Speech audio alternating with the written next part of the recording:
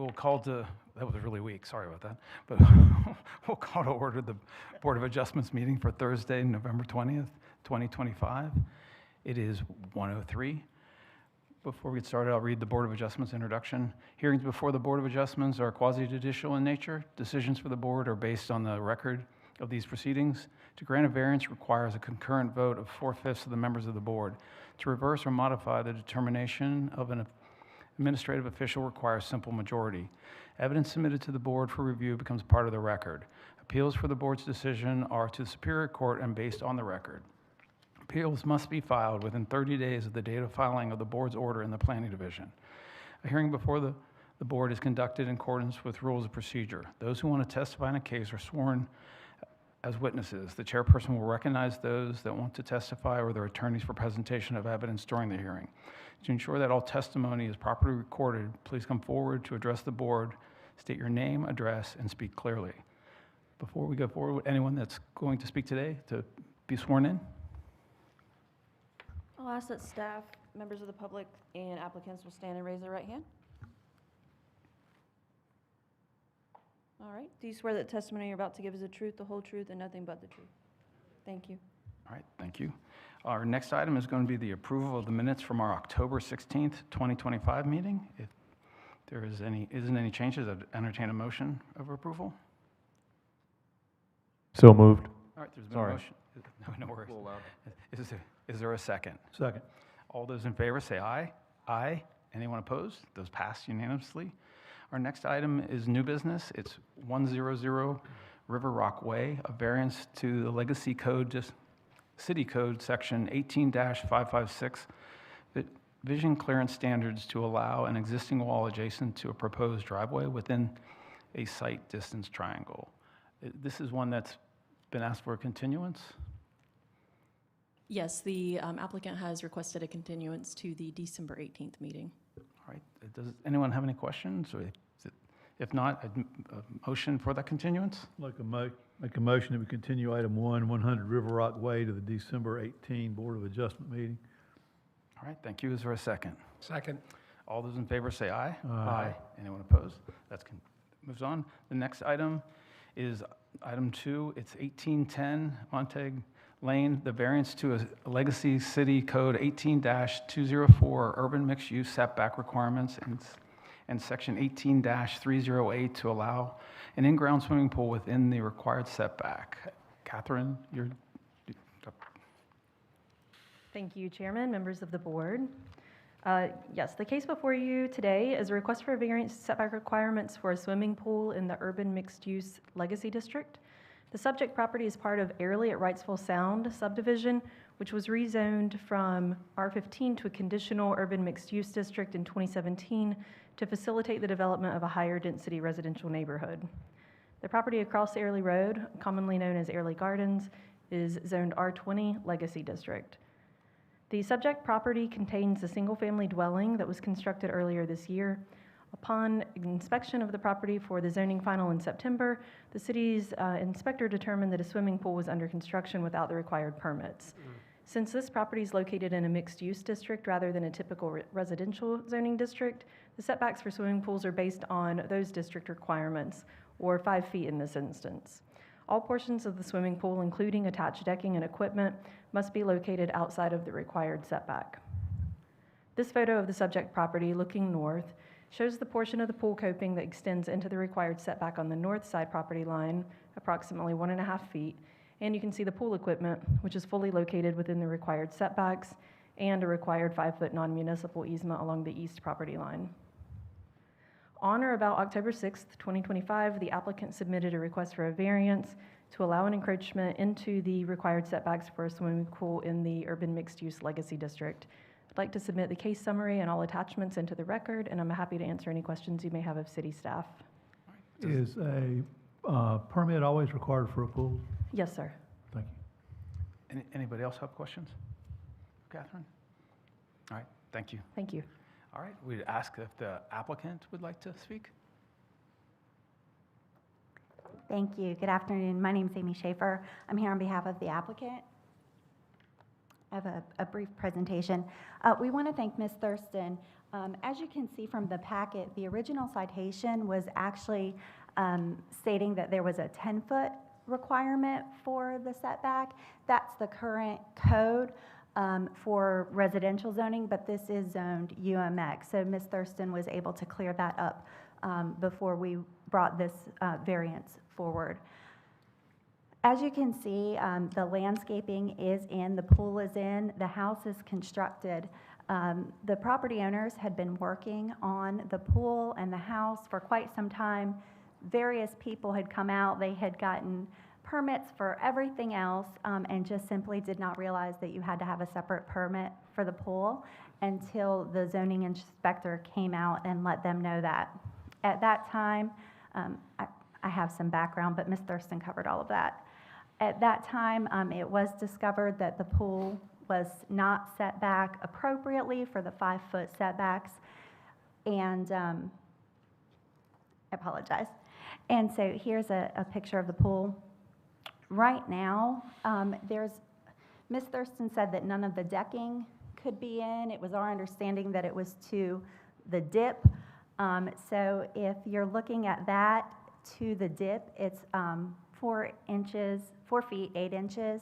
If it's to the edge of coping, it's 3 foot 6 inches. The county building permit says to the depression. So regardless, it's a minor variance that we are requesting for the property along the adjacent lot. The Cook Creek Alley does comply, except for the pool pump and other equipment that is in that setback there. And this is the first that we heard that was also a required variance. I apologize. I had an email from staff that said, oh, so it's only the couple inches. So I apologize. I don't really have anything specific on the pool pump other than it was placed there unknowingly. I don't think it is any kind of issue with the non-municipal easement because all of the utilities are already in that site. We're happy to answer any questions. We do think that unnecessary hardship would result from the strict application of the ordinance. It is zoned UMX, not the regular typical residential that you see a residential pool in. It is a small lot. In order to change this, they would have to completely, I didn't think I touched anything, sorry. They would have to completely tear out the pool, which isn't just a financial hardship. It also could cause issues with draining, runoff, erosion, and all of the other landscaping that they already have on the site. It is a very narrow lot with a shallow depth in a small area that really does prohibit placement. So the unique physical constraints of the UMX zoning. There was no intentional disregard to the setback rules. As we said, even the city staff, when they came out, didn't realize what the correct setback was originally. And the hardship stems from the lot size and the zoning context. So with that, we would just ask the board to consider allowing a variance for the pool and the equipment to remain as it is on the site. I'm here as well as the property owners, and we're happy to answer any questions. Just for the record, could you just confirm the variance amount, the distance that you're asking for, so that... Yes, if it is to the edge of the coping and decking, then it would be, we are at 3 feet 6 inches, so we would need 1.5 feet, and Ms. Thurston is nodding, and then also the pool equipment. I'm sorry, where did the 2 inches come from that you said you were asking for? I apologize, that was a typo on our part. We thought we were asking for the 4.8, which would be 4 inches, but apparently it's 1.5 feet because it's to the edge of coping, not the depression. And again, I have an email from Ms. Thurston saying, oh, so it's only a 4-inch variance, but either way, this is what we're asking for. All right, anybody have any questions for Ms. Schaefer? All right, thank you. Thank you. Does the city have anything to add in follow-up to the presentation? Just as a point of clarification, I think Ms. Schaefer meant that the email from me was for a 1.5 foot variance rather than a 4-inch variance requirement. I'll also note that Should the board grant the requested variance, it would not override any non-municipal easement restrictions. All right, just any questions, Catherine, on that? All right. So I got one question. Yes, sir. I'm confused about all the pool equipment that's, looks to be really inside, where they're not asking for a variance for the pool equipment, they're only asking for a variance for the pool? Is that right? I apologize. We did not realize that we would need a variance for the pool equipment until today. I did speak with the property owners. We would like to request a variance for the pool equipment, but if that is not allowed, we do think that could be moved outside of the 5-foot setback if the board approves the other variances, but wants the pool equipment moved. Wouldn't a separate request for another variance need to be advertised and placed on an agenda?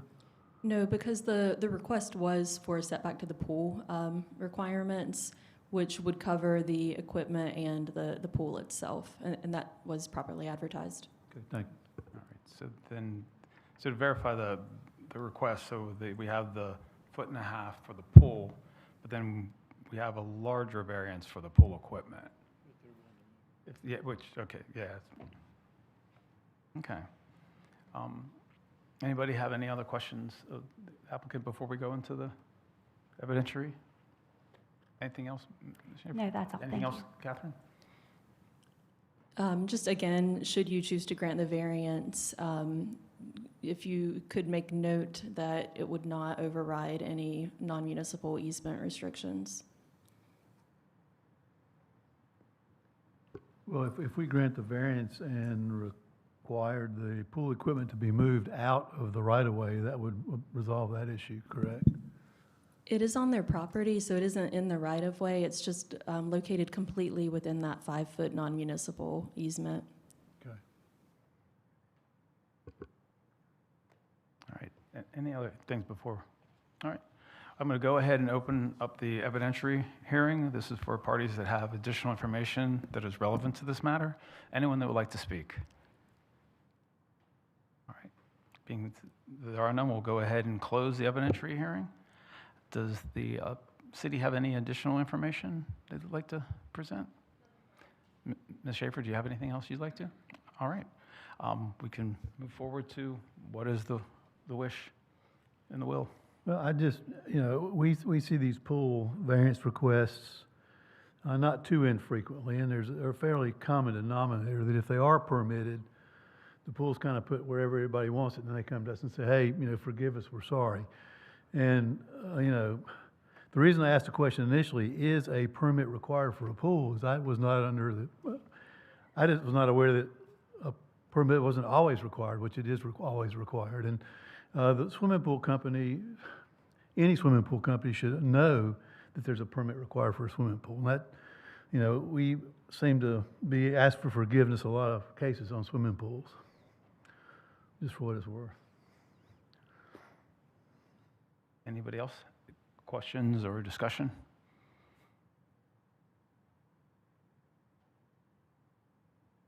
Anyone have a motion to make in regards to the request?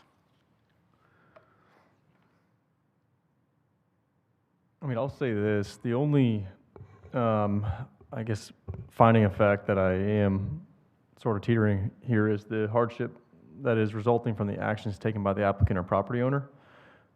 Similarly to what you just said, if there's a contractor that was involved that should have been, should have known about these setbacks and didn't follow it, then I would say is, negligence on their part, but that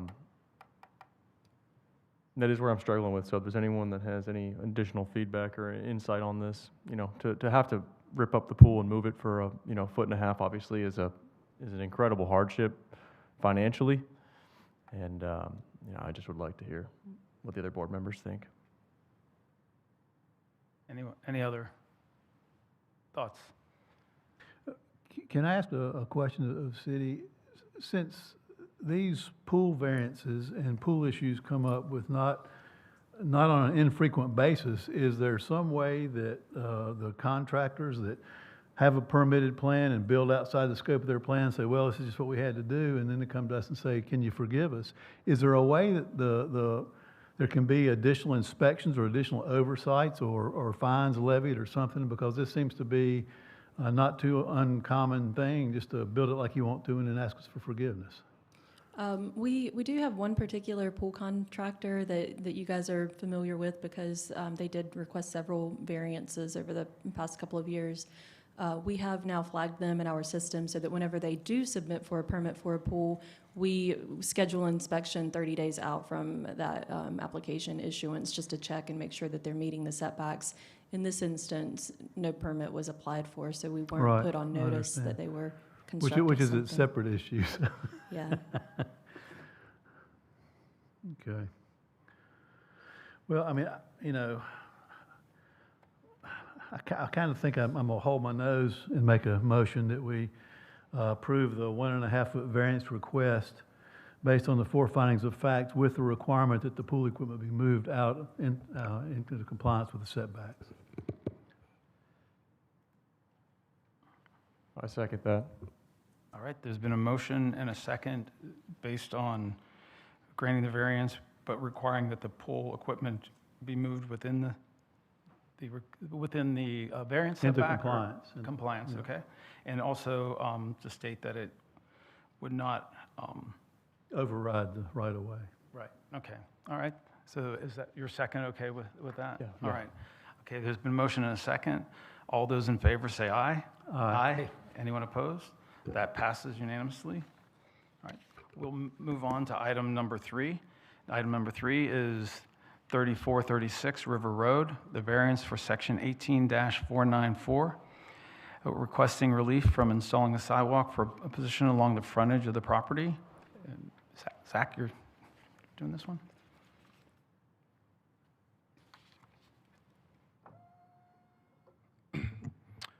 Good afternoon, Mr. Chair, members of the board. This is item number 3, located at 3436 River Road.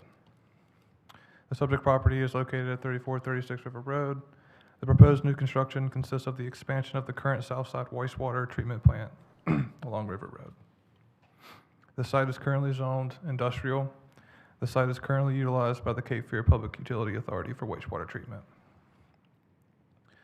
Land Development Code, Section 18-494, subsection C, requires sidewalk installation on at least one side of the right-of-way of all thoroughfares that are adjacent to the property to be developed. Right-of-way improvements must be constructed to the standards outlined in the Technical Standards and Specifications Manual. The subject property has approximately 1,500 linear feet of frontage along River Road. And the application provided the staff 1,390 linear feet of sidewalk was proposed along the River Road frontage. Staff was informed by the applicant this week that that amount of sidewalk being provided was an incorrect calculation, and the applicant is providing 1,315 linear feet of sidewalk. A variance has been requested to eliminate the remaining 185 linear feet of required sidewalk along the River Road frontage. In front of you is the proposed site plan. The highlighted area represents, or roughly represents, the area where a variance has been requested. On or about October 7th, 2025, staff accepted an application for a variance to Land Development Code Section 18-494, subsection C. This matter is set for hearing before the Board of Adjustment on November 20th.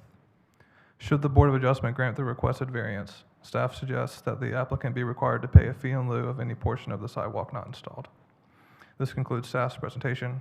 I'd like for my case summary to be entered in the record, and the applicant is here as well. All right, does anybody have any questions of Zach at this time?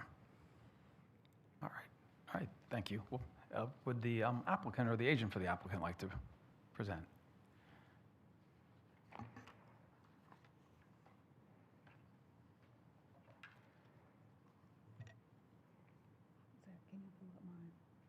Can you pull up my presentation? Or is this? Oh. Is that better? Yeah, that's perfect. Will it just pop up when it's ready? Oh, there it is. No. Okay. The south side, I guess Zach kind of went over what that looks like.